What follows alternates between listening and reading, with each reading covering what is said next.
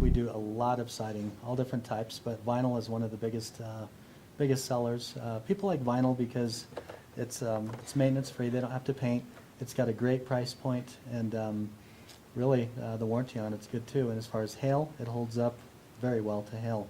And if there is damage, you only have to replace 1 or 2 panels at a time, and typically insurance pays for that. There are a lot of different products out there, and it can be confusing, especially after you get 3 or 4 sales guys over at your house telling you that you have the very best, they have the very best product, and that that's what you need to buy. At Craftwork, what we do is we happen to like Mastic. Mastic is a huge company. Fact is, they own a lot of these companies that they go by different names.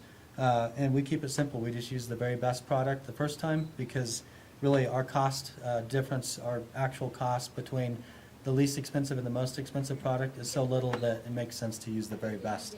This particular product is the Quest panel. There's a variety of different profiles available.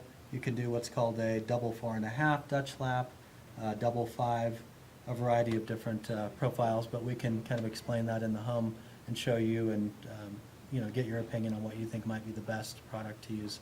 As far as colors go, there's a huge variety of colors. You can see here on this house they've used a lot of shake, vertical siding.